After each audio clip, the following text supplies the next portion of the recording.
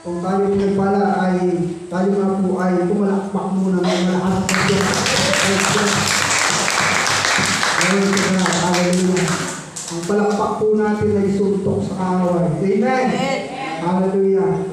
Kaya napakahalagang pumapalakpak sa Panginoon kasi ang sign ng palakpak ay victory. Amen. Praise God. Hallelujah. Muli po sa tanghalang ito ay dadakot po tayo sa salita ng ating Diyos. Lahat ng part ng ating ginagawa sa iglesia ito ay nabiblas po tayo. Amen. Talagang napakasarap. Ano po? Napakasarap maranasan, maramdaman na kung saan ng ating nakilalang Lord, natuto tayo maglingkod sa Panginoon. Ito pala yung buhay natin inahanap. Amen. Sa dati-dati noon ay sobra tayong nakapuko sa mga bagay na sa mundong ito. Pero walang po ninyo, ang nasa Panginoon, sobra-sobra po yung pagpapala. Maranasan po natin talaga sa Panginoon. Praise God. So, di na po tayo magpapakalaw pa. At nais po natin, kung kayo po ay may banal na kasulatan, ay kung may Biblia po kayo, ay makipagplat po kayo, makipukas sa aklat po ng Joshua. Amen. So, from the Moses and Joshua, and sa iba't ibang salin po ng henerasyon, hanggang sa panahon po natin sa ngayon, ang Diyos ni Moses, ang Diyos ni Joshua, ay siyang Diyos din po natin sa Diyos. Amen. At walang nagbago sa Panginoon. Praise God. At ito po ang ating po mga kapatid na pag-uusapan na salita ng Panginoon at pinakapagkain po ng ating buhay spiritual. Praise God. So, Joshua chapter 1 po. Joshua chapter 1.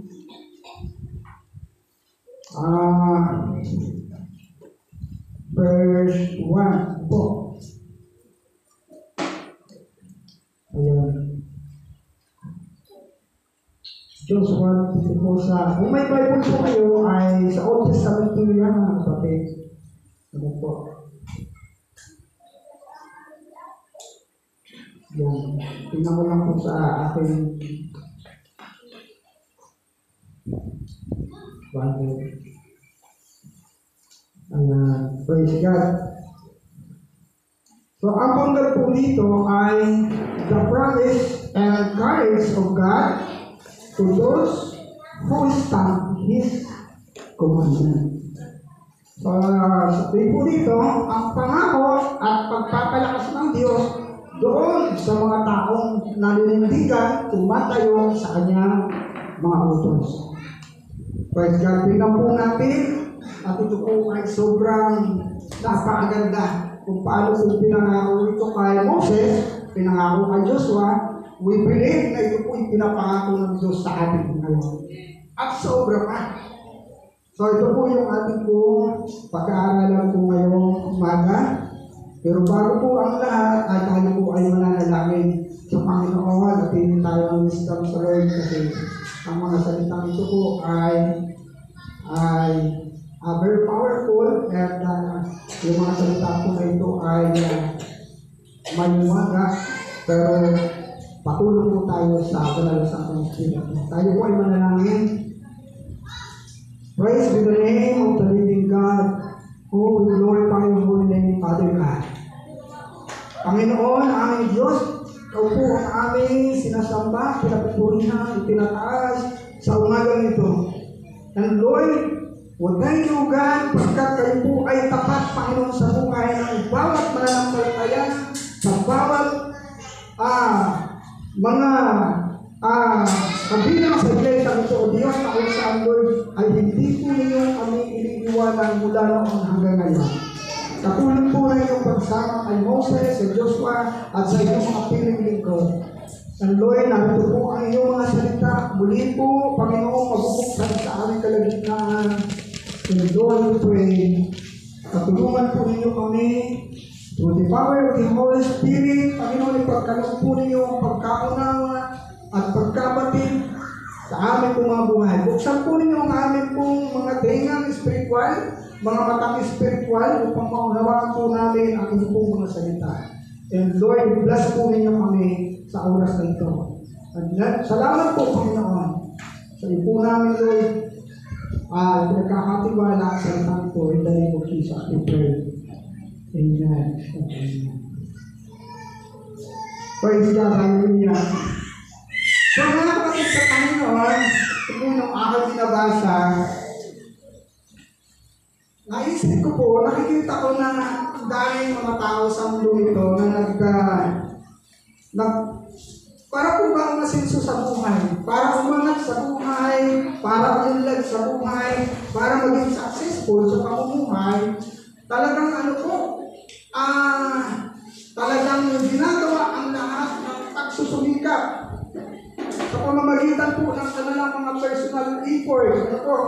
Talagang mag-aaral hanggang sa mga pagtapos, magpapakasikap, magpupundar, at habang magpupundar ng iba't ibang mga bagay ay talagang magpapakahirap sa buhay. Pero ang nabasa ko po ito, mga kapatid sa Panginoon, nakita ko na ang tagumpay ng buhay ay hindi natin makakamit kung wala talaga ang Diyos. Amen. Napakahalaga ng Diyos sa buhay po natin. Alam po ninyo, maraming mga tao na naging tagumpay na sa buhay, umangat, yumaman, umasinso, na wala ang Diyos, pero sa huli, sakit ng kalooban ng kanilang naranasan. Bakit? Yung pala, dinala lang sila doon sa paggatong ng tagumpay na inakala nila, yung pala po ay mga pahay ng kaaway sa kanila para lubusang mahiwalay sa Diyos. Amen. At sa bandang huli, nag-aari po sila ng hirap ng kalooban. Mayroon na pong isang balita na parang isang, sir po ba yun? O isang nagbabalita sa TV na kung saan yung anak niya bigla na lang nagpakamatay. So nakalulungkot, So kilalang-kilala sa buong Pilipinas sa pagiging announcer niya o sa pagiging reporter niya. Pero deep inside, personal na buhay ay mayroon ng malaking problema. So yung anak niya ay nagpakamatay. Meron din tayo nakita na isang isang mayamang businessman, nabalitaan na lang natin, isang anak niya nag-aaral, nagpakamatay. Why? So yung makikita natin, ang tagumpay ng buhay, hindi sa pamamagitan po ng ating personal na kakayanan. Amen? Kung pag-aralan po natin ito, mga kapatid, grabe, yung pagpapala ng Diyos kapag may Diyos ka sa buhay mo. Una, pag binasa po natin ito sa Joshua chapter 1, ay napakahalaga nito, makikita natin, sabi nito, doon sa verse 1, after the death of Moses and the Lord's servant, and the Lord spoke to Joshua, son of Nun. Namatay na si Moses Wala nang pagsasabihan ng Diyos, wala nang kakausapin, kasi tapos na si Moses. Pero ang sumunod ay si Joshua. Si Joshua, kinausap ng Diyos, na anak ni Nos. Alam po niyo, sobrang blessed si Joshua. Sapagkat ito po, yung mga sinabi ng Panginoon, si Joshua, anak ni Nun, Moses assistant po ito, assistant ni Moses. And they say, Moses, my servant is dead. Patay na. At ito, therefore, that the time has come for you lead these people, the Israelites, across the Jordan River unto the land I am giving them. Kailangan silang magpatuloy.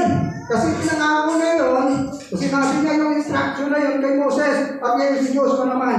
At si Joshua na ang kinausap ng Lord. Kailangan magpatuloy ang Israelita sa promised land. Pero mga kapatid, ito po, kapag tinatawag tayo ng Diyos, napakarami po mga kapatid yung salitang, Lord, bakit ako?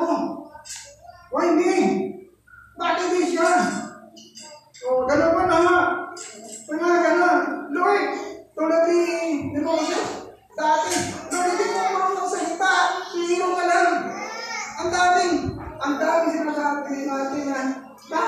Panginoon.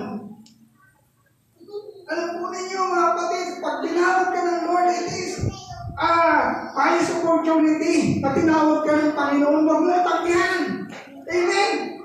Kahapon, nagpatotoo doon sa aming PCC para kaming coordinator ng IPF mo ba yan? Hindi po, prayer. Yung intercessor prayer ng Pilipinas. Alam po ninyo mga kapatid, nung tinanggap niya, kasi siya yung intercessor ng Talaman. Sa kanya siya yung pinaka-coordinator. Nung tinanggap po niya yung opportunity niya, wow, sabi niya, grabe yung blessing na natanggap ko.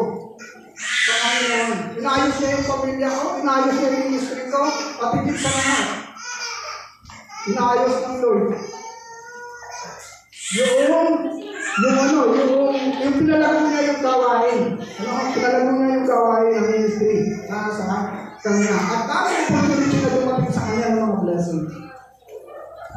Kaya nga po dito, mga kapatid, unang-una, napakaganda po na maintindihan natin sa pagkakataon ng Lord sa atin ay yun, and the Lord spoke to Joshua.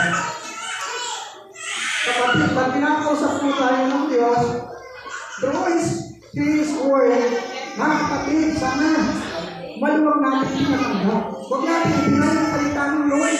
Amen? Kasi, may gagawin mabuting bagay ang Diyos sa buhay natin. Pero hindi makagawa ang Diyos sa buhay natin, hindi siya makakilos kasi kung tinusalita niya, hindi natin accepted. Hindi natin matanggap. Kaya pahala po kayo mga kapatid. Tingnan natin. Nung magsalita ang Diyos kay Joshua, nakinig lang si Joshua. At sabi po dito, ito po ang sinabi ko. May mga dito po ngayon, una makita natin yung four great promise of God na natanggap po ni Joshua.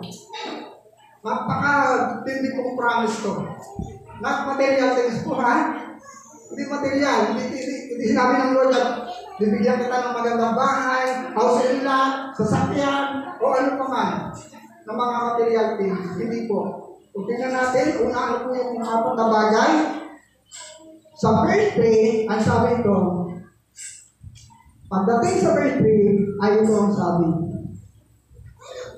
I promise you what I promised Moses. Amen. Tignan natin.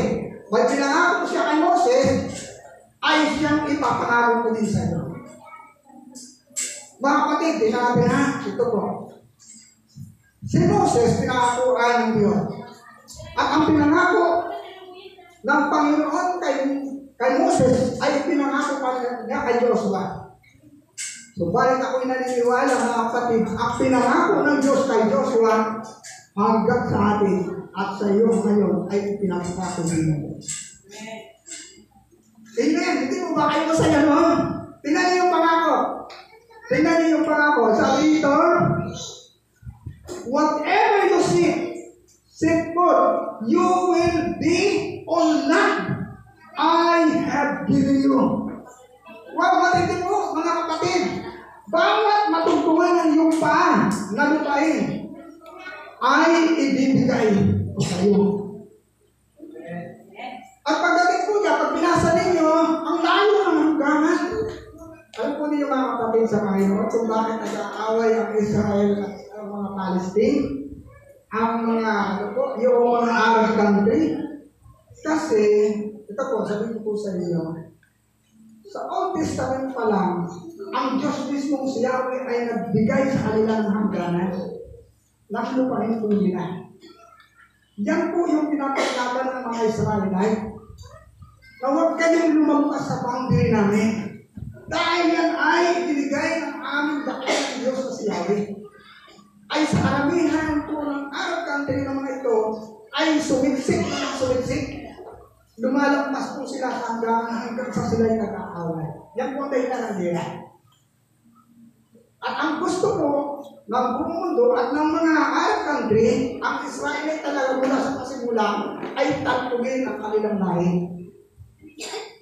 Pero hindi po nila magagawa ito kasi chosen po sila. Amen. Ito ang napakaganda. Kapag anak ka ng Diyos, kapag ikaw ay sa pinili ng Diyos, katulad ng pagkakapili ni Joshua, sabi doon, walang makadadayag sa iyo. O isa lang pala ito, ha? Makita natin yung promise, ano man ang matapakan ng iyong paa, na lupain ay bibigay ko sa iyo. Ano yung application nito sa buhay natin? Mga kapatid, pag tayo po ay isang mananampalataya, napakahalagang nagdideklara ka. Amen! We declare in the name of Jesus sa mga bagay na ibig mong mangyari sa buhay po ninyo. O ino po, tayo pa po kayo. Nasa pagbayan yung mga kapatid. Paano ganito? Nangangarap ka someday. Nais mong maging guro. Napakaganda na magdideklara ka, Lord, in the name of Jesus. Tulungan mo ako. Balang araw, makatapos ako ng pag-aaral at maging guro ako. Amen. Maganda po iyon kasi nagdideklara ka sa pangalan ng Panginoong Hesus at ang deklarasyon mo sa pangalan ng Panginoon ay nangyayari at mangyayari. Katulad ng nangyari po kay Joshua. Ano po? Matindi lang po yung mga pangyayari sa kanila ay usapang doon lang sa mga boundaries ng lupa ay bibigay ng Diyos sa iyo. Ano man yung matungtungan mo? Pero sa personal nating buhay bilang mananampalataya, kapag Kristiyano ka, mga kapatid, lahat ng design ng puso mo, pag ititiwala mo sa Lord, mangyayari at magaganap din sa iyo. Amen. Kailangan laging in the name of Jesus. Alam po ninyo, nung natun kami sa Tibao na nakaraang linggo, sinasabi natin sa bawat mga kapatiran doon, tayong mga Kristiyano ay may kapangyarihan mula nang tanggapin natin si Jesus Christ. Dahil tayo ay nanampalataya. Ang pangako ng Diyos ay lahat ng sumampalataya sa akin, binigyan ko ng kapangyarihan ng tanda ng ano? Lahat ng kanilang patungan ng kanilang kamay ay gagaling. Makagat man sila ng malalang hayop ay hindi sila maano.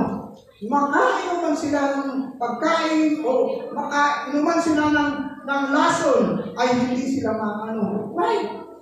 Dahil may power ka. May kapangyarihan ka, kapatid. Amen. Di ka basta, ang tanong doon, paano natin ipinapractice? Dinideklara.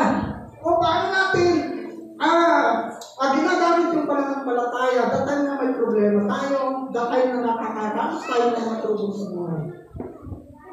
Ang kailangan po talaga ay inaano po natin ito. Lalo na may mga pagsubok. Binubugang po natin ito. In the name of Jesus. Mga pagsubok, mga problema. Sinasabay ko kayo. Kaya nga sabi ng Lord, sa panalakasulatan, kung kayo may pananampalataya, kasi laki na putin ng mustasa, sabihin nyo sa bundok na ito, umalis ka yan. Lumipat ka doon. Mangyayari dahil may pananampalataya ka. Ano yung bundok? Bundok ng problema. Why? Bakit yung problema ng kapatid hindi umalis sa inyo? Bakit hanggang ngayon may problema pa rin? Parang nalagyan pa rin yung problema mo. Dahil hindi ka nagtitiman, hindi ka nagpupuman, hindi ka nagbubugal. Hindi mo pinapractice ang pananampalataya mo. Ikaw kahirapan, bumayas ka, hindi kita tinatanggap sa ngalan ng Diyos. Karamdaman, yung karamdaman, sakit. Lagi ka dyan. Bugang ninyo ay the name of Jesus. Amen. Nasa yung faith. Yung faith ay may kapangyarihan. Kaya itong sila Joshua, nakita natin very powerful po sila na mga anak ng Diyos. Bakit? Yung mga lingkod ng Diyos na napakatindi yung kapangyarihan. Dahil po sa, pakita natin sa bandang uli kung bakit. Wala po silang ibang lubos na pinagkakatiwalaan kundi ng Diyos. Amen. Makita nila ang Diyos sa panahon ngayon ay buhay na buhay. Amen. Makapangyarihan. Totoo. At nakita nila yung mga ngayon. Okay, no? Natin po kumain ng mga kapatid. Promise, 1, At sabi po dito, what the promise, Lord, kung ano yung promise dito, ang Moses ay siya, ibinigay kay Joshua. Ano po? At dahil binigay kay Joshua, naniniwala tayo ng promise kay Joshua ay promise din sa iyo ng Panginoon. Amen. Pray mo.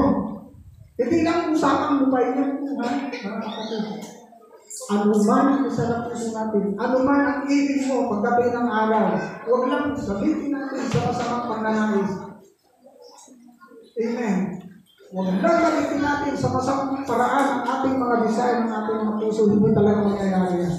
Pero kung gagamitin po natin yan, for the glory of our Lord, mangyayari yan, mga kapatid. Amen. Yun yung first promise. Pangalawang promise po, ay sabi po dito, ano pa? Pangalawa, no one. Sabi doon sa verse 5. Sabi dito, verse 5, no one will be able to stand against you as long as you live. Wow! Mga kapatid, dapat hindi. Pagdating sa awit ng Tagalog, sabi po dito, verse 5, sabi natin, walang sino mang mananalo sa iyo. Praise God. Sabi diyan, walang makakagapi sa iyo habang ikaw ay nabubuhay. Wow! Napakatindi yan, kapatid. Hello po, ano po ba kayo? Christian ka ba? Born again ka ba? Ito to yan. Taglan mo ang pangyarihan, walang makakatalo sa iyo. Amen. Walang makakatalo sa iyo. Tayo papasalamat sa buhay. Ating kapatid na si brother kung siya natin. Makita din natin ang personal buhay. Natutuwa sa iyo si bawat tagumpay na naranasan nilang mag-asawa. Ang dahil sa kanilang katapatan, sila ay nandun na katapatan ng kanilang paglilingkod sa komunidad at ganoon din sila ay nandun na naglilingkod sa Lord. Kaya pinapakita natin sa totoo ang Diyos. Amen? Totoo ang Diyos. Anong dahilan para tayo magalilangan sa Panginoon? Sabi dito, yung second promise ay sabi dito, ay walang makakagapi sa iyo habang ikaw ay nabubuhay. Wow! Imagine mga kapatid, walang makakatalo sa iyo. Walang makakadaig sa iyo. At kaya alam po ninyo, pagdating na malilingkod na si Joshua, lahat, alam po ninyo, sa tindi ng kanilang kapangyarihan taglan. Wala po kasi nung namatay si Moses at si Joshua na nagpatuloy sila na sa kanilang paglalakbay at lumibad po sila sa ilog Jordan. At pagdating po doon, dinigma po nila yung isang maliit na bayan. Ang pangalan, una po, may dinigma sila mga Amalay. At nanalo po sila doon. Alam po ninyo mga kapatid, ito po, pag binasa niyo yung Bible, yung mga dadaanan po nila ng mga bansa at mga bansa na may mga hari doon, pag alam nilang doon dadaan ng mga Israelita, mga kapatid, sabi ng Biblia, nangangatok na ang kanilang mga tuhod. Dahil kita-kita nila, nung babalitaan nila, makikita nila kung paano natatalo ang mga bansa na dinadaanan po nila. Very conqueror po sila. Sobra po silang laging nagtatagumpay. Maliban lang doon sa isang bansa na kung saan yung tinatawag na bansang Hai. Yung Hai ay maliit na bansa, pero alam po yung natatalo. Natatalo, nababawasan yung kung mga sundalo doon. Alam niyo kung bakit? Kung nagbabasa kayo ng Bible, isa sa lahi, sa 12 lahi ng Israel, sa lahing Benjamin, ay may nag-umit doon. Nag-umit. Kasi yung unang dinigma po nila, na nagtagumpay naman sila, ito pong si Achan, ay nakakita ng isang barang dito. At yung pong damit na mamahalin na purpura, na kulay uli. At yung pinapakamahal. At may mga, may mga silver pa. Alam po niyo mga kapatid, tinago ngayon. Kaya ang sunod na digmaan, nababawasan ang mga Israelita dahil at doon sa nagkakasama ko sila. Pero after po naman, ang kapatid, si ano po, si Ahon po, ay pinatay siya ng buong bayan kasi nagkasala siya. Sunod ng mga bayan, puro panunay. Kaya nga kapatid, pag mananampalataya ka, Kristiyano ka, mga kapatid, no one able to stand against you. Amen! Palapakan muna po natin ang Lord. Amen! Kaya sinabi ng banal na kasulatan na ito. Pagdating sa aklat ng 2 Corinthians chapter 4, kung na nag-aamay, verse 12. Ayan, 2 Corinthians na po ba? Nakalagay po doon, kanya nga lagi kayong isinasama ng Diyos sa parada ng tagumpay. Praise God! Hallelujah! Ayaw ng Diyos ang kanyang mga anak talunan. At kung may mga tayo na natatalo ka, ikaw hindi nagtatagumpay, double check mo lang ang buhay mo. Suriin mo sa harap ng Panginoon, baka may matutunan ka. Amen! Baka kailangan ayusin mo yung pangalayan mo sa Panginoon. O alam ko, yun po yung pangalawang promise. No? At ang pangatlong promise po ay ito. Ang pangatlong promise ay sabi po dito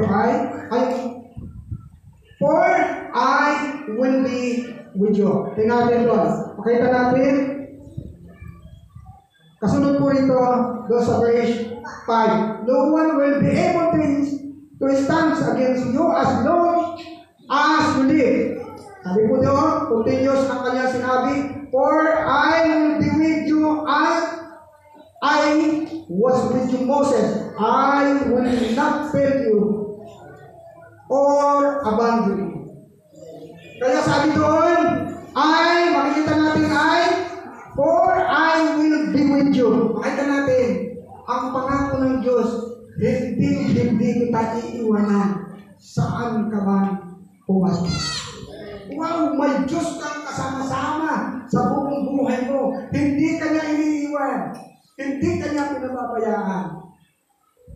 Ang Diyos kasama-sama mo sa lahat ng oras sa iyong ginagawa. Grabe. Hindi lang natin nakikita, mga kapatid. Kaya nga yung sample ng yung parable ng Kubigal siya, yung nakakatanda nyo.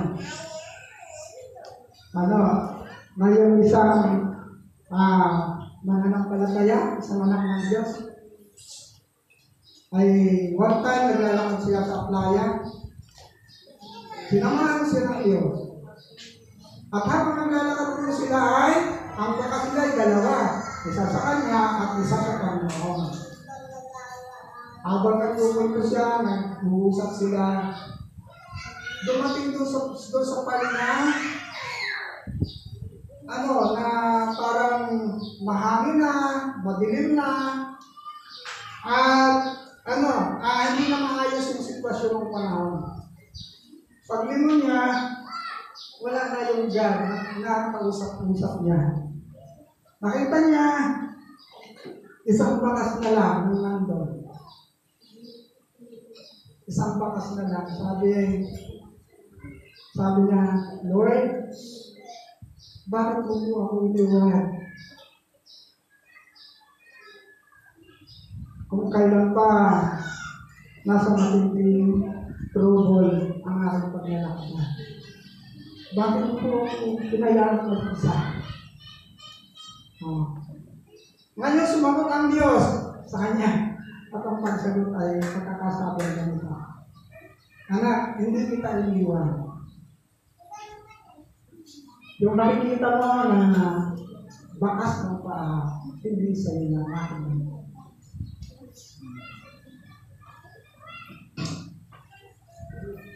Ikaw ay aking kasi ano ba yan? Napakasarap maramdaman mga kapatid na tayo naman mga trouble tayo. Ang pakiramdam mo naging isa ka. Amen. Hello po. Alam po niyo pag ito yung nakukuha na naalala ko.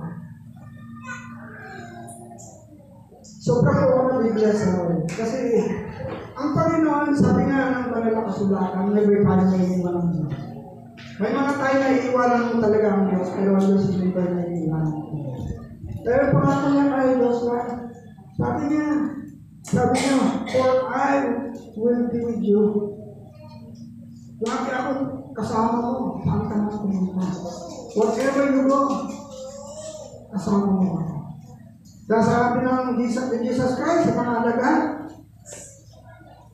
hindi ko kayo iiwan, hindi ko pabayaan man, hanggang magtapos man ang mundo ito. Ako ay isa sa inyo.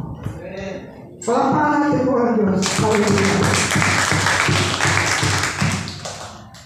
Minsan, may mga pagkakataon, madalas talaga ito yung tama. Pag may problema, ang pakiramdam, wala ng Diyos. Pag may problema, parang pakiramdam, hindi niya kasama ang Diyos. Ang pakiramdam niya naging isa siya. Pero yung totoo, sobra-sobra, pinakali niya tayo ng Diyos. Ito tayo, mga anak ay may mga problema. May mga update pero naranasan sa puso nila. Katulad ng pagbilansa, alam niya, bakas niya, yung pala, karga-karga na siya ng Diyos. Yun po yung promise. Pero ito po, mga kapatid, bago mo makamit yung promise ng Lord, may pangalan sa atin. Para lubos na maging makakagkalsa sa iyong buhay. Una, sabi ko dito, ito naman yung great promise po ng Lord. Sabi number 1, verse 6. Sa verse 6, sabi dito, be strong and courageous. Magpakatapang ka. Magpakatibay ka. Napakalaga ito mga kapatid. Alam po niyo, pag may gagawin kayo sa buhay na gusto niyo ito'y mapagtagumpayan, mapapunta sa inyo, talagang mga kapatid, magiging seryoso ka. Diyan ka nakapokus. Amen. Hindi ayaw mo magpagambala kayo sa anumang bagay. Kasi mayroon kang pangarap. Mayroon kang nais marating. Pero alam po ninyo, ang palala ng Lord kay Joshua ay, sabi dito, ay magpakatapang ka. Magpakatibay ka. Kailangan tibayan ang iyong loob, kapatid. Lalo na patay na mayroon, nararanasan ka ng mga suliranin sa buhay. Anong mga pagsubok? Sabi dito, magpakatatag ka. Sabi diyan, at laksan mo ang iyong loob sapagkat ikaw yung mamumuno sa bayan nito. Ito yung fight na kung saan ay gagamitin si Joshua ng Panginoon. Sa buhay natin ay may purpose ang Diyos. Amen? May purpose ang Diyos. Kailangan mo magpakatatag, kailangan mo magpakatibay, kailangan mo laksan ang iyong loob dahil sa iyong sa inyong pamilya na umaasa sa inyo. Kailangan mo tibayan ang iyong pananampalataya, ipakita sa buong pamilya mo na matatag ka. Kasi kung ikaw mismo mahina ka, mga kapatid, never na sila po ay may encourage sa inyo. Hindi ko sila magkakala. Amen. Ay makita naman dito, kailangan mo pala ay kailangan mo magpakatapang ka. Ano hindi ko yung tapang na hamon ko, sinasabi ko dito? Kailangan po ay maging matatag tayo. Ano po? At matibay ang ating loob. Ayun, yun po yung kailangan mong gawin. Ano po? Para yung po promise ng Lord ay maranasan mo. Pangalawa, pagdating sa verse 7, ay inulit ko niya, no? Be strong and very courageous. Pero makikita natin yung sunod na sinabi ng Lord, be careful to obey all the instruction. Napakahalaga na maging maging maingat din tayo. Amen. Ito po, kapag Christian ka, kapag mananampalataya ka, may instruction ng Diyos sa iyo. Ano po? Ano po ba kayo? Kala ko wala na eh. May instruction po ang Lord sa atin. Na yung instruction na ito, mula sa kanyang mga salita, sabi ng Lord, be careful. Sundin natin ito ng maingat. Amen. Kasi nakalagay dito, pag binasa niyo ito, huwag kayong lilingon o titingin sa kanan o sa kaliwa. Diretso lang kayo. Dahil pag tumingin ka sa kaliwa, katulad ng pagtingin ni Pedro nung nakatingin kay Jesus, pagtingin sa kaliwa, makita ang lakas na hangin. Ang lalaki ng nabisabi sa kanya. Kaya ba, sa kaliwa at sa kanan, maraming discourse po. Maraming mga bagay na masakit na makapagpapahina sa inyong mga nakakapala. Hanggang tuluyang mahintuluyan. Kasi, kung paano kasabay yung tumatakbo, papunta sa hangganan at tinuturo ng Diyos, kasabay mo rin tumatakbo ang away. Katulad, wala po nakaiba yan sa mga mandaraling atleta. Kasabayin mo lang sila. Pero isang oras, pag hindi ka maingat, bigla kang tatakilin nila at pag natakot ka, madadapa ka at ikaw ay hindi makapagpatakot. Amen. So makita natin, yung pangalawa ay be careful to obey the instruction. Ano yung instruction na ito ay itong salita ng Lord. Para makabit po natin yung promise ng Lord, ay kailangan po natin, una, ay magpakatibay po tayo. Pangalawa, maging maingat po tayo na sumusunod sa salita ng Diyos. And then, pangatlo, ay do not neglect. Ano po? Sabi dito, ito natin. Pagdating doon sa verse 7, makita natin. Verse 7. Makita natin yung salita nito, sabi nito, basta pakatatag ka at laksan mo ang iyong loob, sundin mo mabuti ang buong utusan na binigay sa iyo ni Moses, huwag kang susuway sa anumang nakasaad at magtatagumpay ka saan ka man magpunta. Napakahalaga po wala yung salita ng Lord. Kaya nakalagay dito, verse 7, be careful and obey the instruction Moses given you. Do not deviate from them. Ano ho? Turning either to the right or the left. Kailangan po ay sundin natin tayo itong instruction na ito, mga kapatid. At pagkatapos ay nakalagay po dito ay tayong magpalingan sa kabila. Huwag tayong tumingin sa kabila sapagkat yun ang magiging dahilan ng ating kabiguan. Ano po? At di pagtatagumpay. Ano po? Pangapat?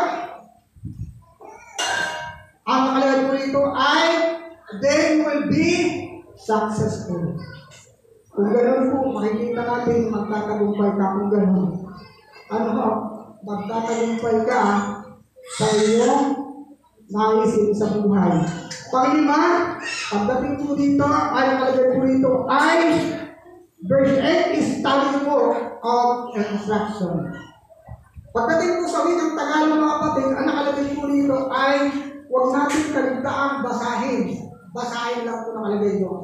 Pero sa wikang Ingles, ay nakalagay po ay study. Sabi rito, study the book of instruction continually. Magkakaiba po kasi yung term ng basahin. Pag binabasa mo, maaaring binabasa mo, wala kang tutunan. Pero pag yung sa wikang Ingles, study, pag-aralan mo talaga yung instruction na nakalagay sa Biblia. At pagpatuloy mo yun. Huwag mo siyang pinigilan. Kasi dito, sa Bible, may tukok mga kapatid nakalagay ang instruction. Kahit tayo mananampalataya ay may instruction ng Diyos. Ito yung sinasabi ng Lord. Someday, we are going to the heaven. Amen!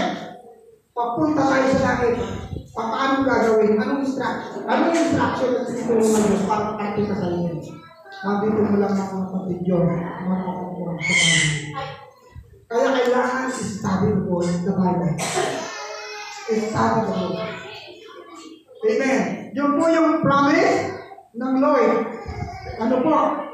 At panglas po ay obey everything writing and hindi lang natin po binasa, hindi lang natin pinapag-aralan, kundi ang nakalagay po rito mga kapatid ay sabi po rito ay sundin po natin lahat ng nakasulat po. At ang sabi ng banal na kasulatan, ang sabi po ng Biblia, ang lahat ng naroon kapag ating nagawa ay magtatagumpay po tayo. Sabi po dito, obey everything writing in it. All of them will be prosper and succeed. And in all you do. Talagang magtatagumpay ka. Ano po? Mananagana ka, magtatagumpay ka sa lahat ng iyong ginagawa. So, isang sekreto. Kung ibig mo na maging matagumpay sa buhay, makamit yung mga bagay ng nais mo, malaki po ang bahagi ng Diyos sa buhay natin. Huwag siyang nawala. Pangalawa, napakalaki ng bahagi ng salita natin. Ang Biblia. Pag binasa natin ang Biblia, kapatid, sa Old Testament, tinatawag po ito ang covenant. Itong covenant na ito ay sinusulat po ng yung kanila po yung covenant na yan ay may meron pong laman, kabanang tipan, ang laman po nun ay nakakasat, Book of Moses, Exodus, Leviticus, Deuteronomy. Ay, hindi po, yung nakalaman po doon ay yung Ten Commandments. Ano po, at pagkatapos po ay nakalagay na doon yung mga kasaysayan ng Moses sa unang pangyayari. Kaya po man, so kabanang pa na ito, pasat-pasat ng mga sacerdote. Very powerful ang salita ng Diyos. Kaya sa buhay mo, kapatid, ang salita ng Diyos, kung gusto mo magtagumpay, huwag mong iwanan sa buhay mo. Ang isa, sa totoo lang po, kapatid, kung sasabihin ko po sa inyo, pero itong church ko ito, hindi nag-o-offer sa bawat inaamin natin sa Lord ng material blessing. Hindi tayo katulad ng iba na pupuntahan si ganitong tao, si ganyan tao. Kapag pumunta ka, maraming magkain, maraming blessing, may bibigay kami, may mga goods kami, never. Ang binibigay natin sa salita ng Diyos. Salita ng Lord. Pag natutunan po natin ang salita ng Diyos, kasunod niya, pagtatagumpay mo sa Diyos sa inyong personal na mga ibaw. Amen. So mga kapatid, wala po naging kapit na ako sa atin, naging tayo sa atin.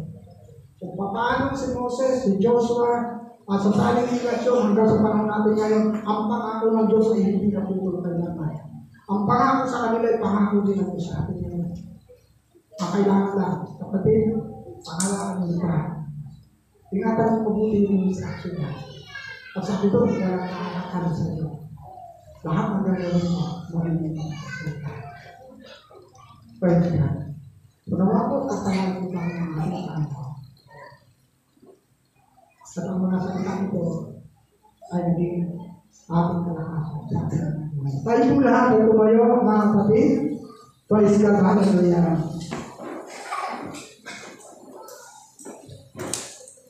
Praise Jesus, hallelujah.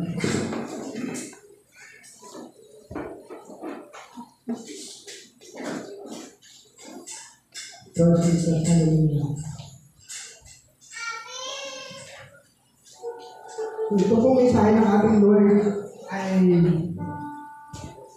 nagpapahayag ito sa ating pagpapaalala.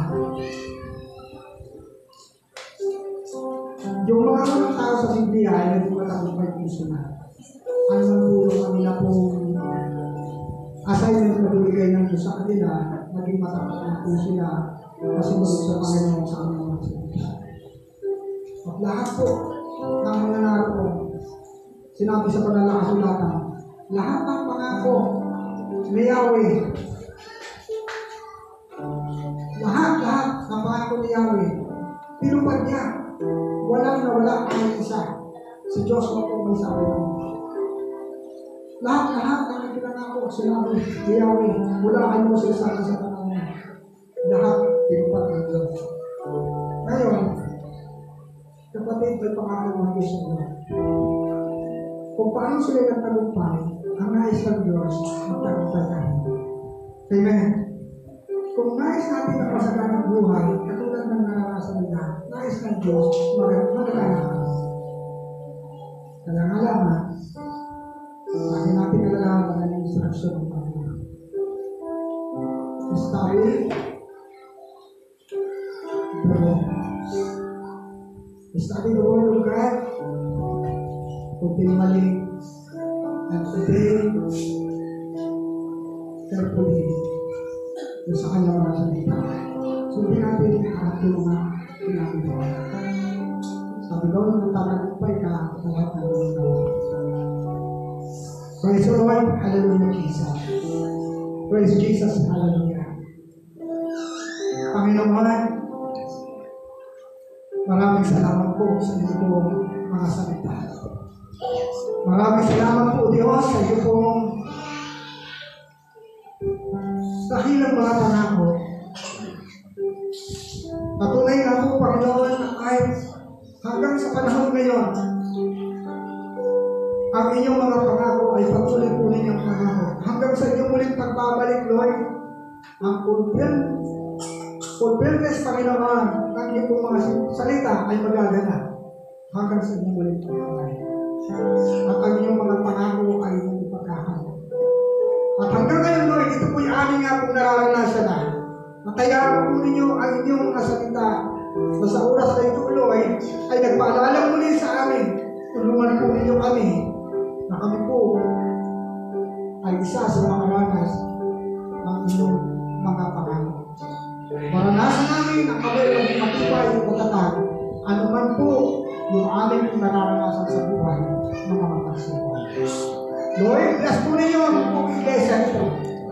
Bless po ninyo, Lord, ang lahat ng kapatid sa iglesia nito. And Lord, hindi naliligit po sa inyong alaman, Panginoon, ang bawat nararanasan po nila sa inyo. Subalit po inyo pong ipinangako na sa amin na kami ay laging magtatagumpay sa lahat ng aming mararanasan sa buhay. Ang kailangan namin po namin lagi kang tawagan. Ang kailangan po namin ay mabutos. Kailangan namin, Panginoon, na magdeklara na kung saan, Lord, yung lahat ng mga bagay na nais namin makamit sa buhay po namin, maranasan po namin. In the name of Jesus Christ, our Lord. And Lord, patuloy namin dalangin ang pagkilos sa banal sa Santong Espiritu sa iglesia nito ay patuloy po ninyo yung pagkakaroon. Kapigit sa lahat, ang pagkaunawa sa inyong mga salita, nakakalakasan sa buhay ng Espiritu namin ay patuloy namin naranasan sa bawat araw ng aming buhay. Bless po yung bawsa sa amin, Panginoon.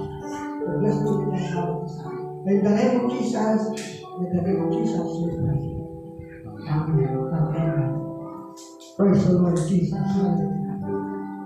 So bilang pagbabakas po, tayo po ay manatili na katayo ay may kasunod po nito at tayo nawin na po sa Panginoon.